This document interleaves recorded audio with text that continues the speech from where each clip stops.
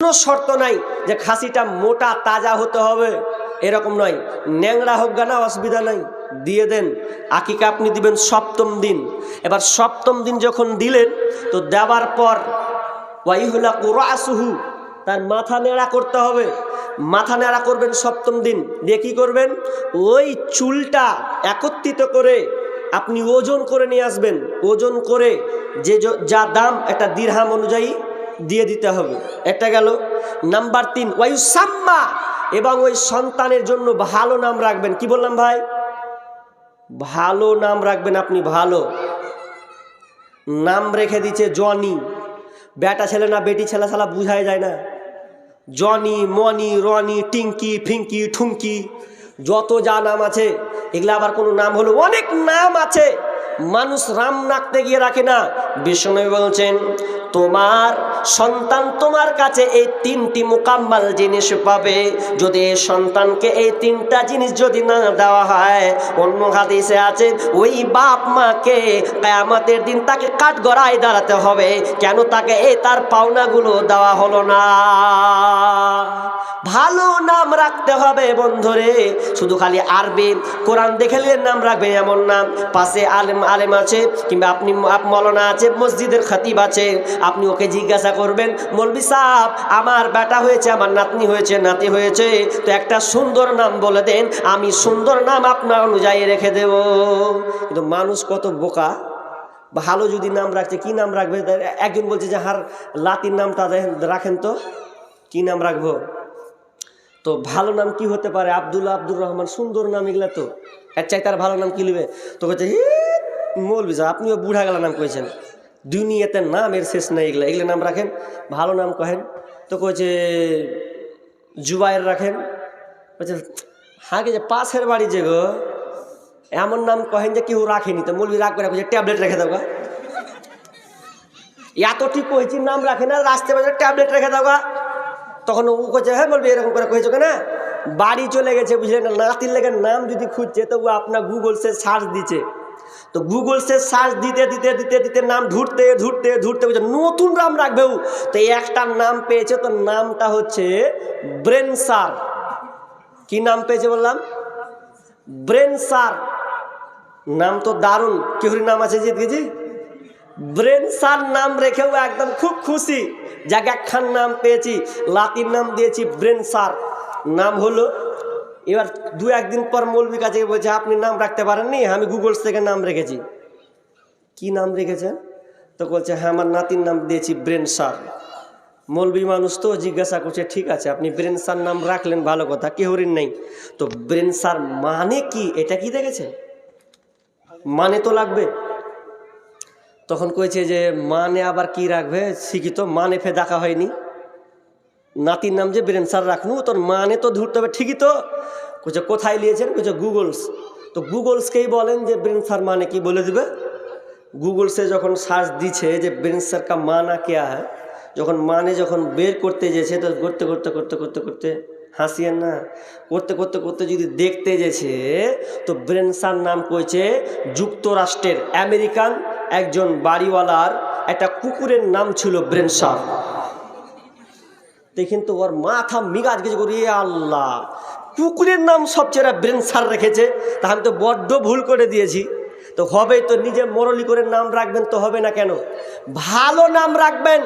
সন্তান আপনার কাছে 3টা জিনিস পায়। সন্তান আপনার কাছে এই 3টা জিনিস পায়। এই 3টাকে আমিরুল মুমিনিন একজন বাপ মা এসে আমিরুল মুমিনকে বলছেন, আমিরুল মুমিনিন আমার সন্তান আমাদের দুজনকে মেরেছে। যদিও হাদিসটা জয়ীফ, তবে এখান থেকে আপনার শিক্ষণীয় আছে। সন্তানের অভিযোগ করেছে, বাপ সন্তানের বিরুদ্ধে অভিযোগ করেছে। আমিরুল মুমিন বলে তোমার সন্তান কোথায়? সন্তানকে ডাকা হলো। সন্তান এসে বলছে কেন তুমি তোমার বাপ মাকে মেরেছো বলো। বাপ মাকে কেন তুমি মেরেছো? তখন ওই আপনার রাখালটা বলছে, আমিরুল মুমিনিন আপনি বলেন তো, সন্তান আগে পিতামাতার কাছে কি হক রাখে, কি কি হকটা পায়, এটা কি আপনি আগে বলে দেবেন? তখন আমিরুল মুমিনিন বলছেন, ওরে সন্তান, ও ছেলে শোনো, তুমি তোমার বাপ মায়ের কাছে আগে তুমি এই তিনটা সবচাইতে বড় বিষয় পাবে। এক নাম্বার তুমি ভালো মা পাবে, নাম্বার দুই ভালো নাম পাবে, এবং তুমি তোমার বাপ মায়ের কাছ থেকে তুমি শিক্ষা পাবে, ভালো শিক্ষা। তখন ও বলছে, তাহলে তো আমি কিছুই পাইনি। কি পাওনি? বলছে, আমার মা যে এই মাটা, আমার মা দাসী, এ দাসীকে আমার বাপ বিয়ে করেছে, ওই জন্য আমি এখানে ভালো মা পেলাম না। দোষটা কার বলবেন? নাম্বার দুই, আমার নাম দিয়েছে ভালো নাম লয়, আমি আপনি বললেন ভালো নাম পাবো, তো আমার নাম দিয়েছে হাফন।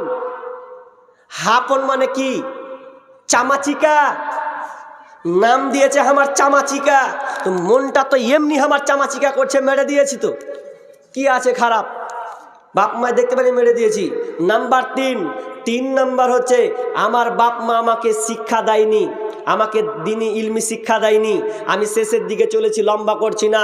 বাপ আপনাকে বলছি, শুনেন, ভালো করে শুনেন, আপনার সন্তানকে পৃথিবীর যত টাকা পয়সা ব্যালেন্স দেন না কেন, রাসূল সাল্লাল্লাহু আলাইহি ওয়াসাল্লাম বলছেন, মা নাহলা ওয়ালিদুন ওয়ালাদান মিন নাহলিন ফাআদদালা মিনহু আদাবিন হাসান।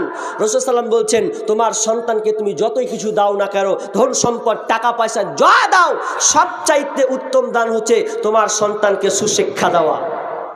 তোমার সন্তানকে তুমি সুশিক্ষা দাও। এটা সাহাবীরা ধন সম্পদের দিকে অত ছিলেন না, কিন্তু সন্তানকে কিভাবে গড়তে হয় এটা দিতে হবে। আমি শেষ পর্যায়ে চলে আসছি, শেষ করে দিছি অলরেডি। আর শুনেন, আর আপনার যখন সন্তানটা আস্তে আস্তে বড় হবে, 7 বছর যখন হবে, সন্তানকে নামাজের তাগিদ দেন। রাসূল সাল্লাল্লাহু আলাইহি ওয়াসাল্লাম বলছেন, মুরু আওলাদাকুম বিসসালাহ ওয়া হুম আবনাউ 7 সিনিনা। তোমার সন্তানের বয়স যখন 7 বছর, তখন তুমি নামাজের তাগিদ দাও, বলো ওয়াজরিবুহুম আলাইহা, তাকে প্রহার করো। যদি তোমার সন্তানের বয়স 10 বছর হয়ে যায়, তাহলে তুমি তাকে মারো। আর একটা করবে কি, ওয়াফাররিকু বাইনাহুম ফিল মাযাজি, এবং তোমার ছেলেদের বিছানাগুলোকে 10 বছর হয়ে গেলে আলাদা করে ঘুমাতে দেবে। এক খাটে একটা ল্যাপ ক্যাথা একটা ল্যাপে একসঙ্গে দিও না, ভিন্ন করে দাও। এখানে সায়েন্স আছে, বলছি না, বিজ্ঞানী তথ্য আছে, ওটা আর বলবো না এখন, সবে বলছি, এতটুকুই বলবো আপনাদের। সন্তানকে যদি আপনি ভালোভাবে পেতে চান, তাহলে সুসন্তান আপনাকে সুশিক্ষা দিতে হবে। স্কুল শিক্ষা নয়, স্কুল শিক্ষা মানে সুশিক্ষা এটা বলে না। সুশিক্ষা বলে যে দিন ইলম শিখবে, দুনিয়া এবং আখিরাত দুটোই শিখবে, এটা হচ্ছে, এর নাম হচ্ছে সুশিক্ষা। কিন্তু আমরা সুশিক্ষার নামে আজকে ছেলেদের জন্য আমরা এতটা দুনিয়াবি ভরেছি। কলেজ, ইউনিভার্সিটি, স্কুল থেকে শুরু করে, একটা মেয়ে যদি আপনার পরে ছেলে মাধ্যমিক দেয়, দেখেন না, আপনার ছেলে মাধ্যমিক দেওয়ার জন্য আপনাকে 2-3টা করে টিউশনি দিয়েছেন, দেননি? দিয়েছেন তো, যাতে রেজাল্ট ভালো হয়। কিন্তু আপনার সন্তান যে আখেরাতমুখী হবে, কবরে জিন্দেগিতে পাস হবে, বা আপনার মতন আপনাকে শেষ পর্যায়ে লালন পালন করবে, দেখভাল করবে, এই শিক্ষা আপনি দেননি। দিবেন কোথা? এই যে কারি সাহেব আছেন, বলেন তো, এখানে আপনার গ্রামে এখন থাকছেন উনি, যদি আমার শিক্ষক এখন থাকছেন, কোনো দিন কি কেউ বলেছেন, আপনি কারি সাহেব আপনার কেরাত খুব সুন্দর মাশাআল্লাহ, তাহলে আমার ছেলেটা দিলাম, এই ছেলেটার আপনাকে অন্তত আমি 500 টাকা মাসে দেবো, আমার সেটা যেন কেরাত ভালো যেন শিখতে পারে, কোরআন যেন শুদ্ধভাবে পড়তে পারে? এটা কয়জন বলেছেন? মাথায় চুলকেছে যে 500 টাকা দিব। হ্যাঁ, এবার চুলকানি শুরু হয়ে গেছে। কিন্তু স্কুলের বেলা আপনার চুলকানি শুরু হয় না, যে যা 500,000 ঢেলে দেবো, কোনো ব্যাপার নাই। তো আপনি মনে রাখবেন, ওই বৃদ্ধ বয়সে আপনাকে ওই ছেলের পায়ের জুতা খেতে হবে। একজন MBBS এর বাপ ডাক্তার বলছে, এতে ঢুকে বলছে যে, পৃথিবীর মানুষ তোমরা শোনো, আগে বাচ্চারাকে সন্তানের মতন মানুষ বানায়ো।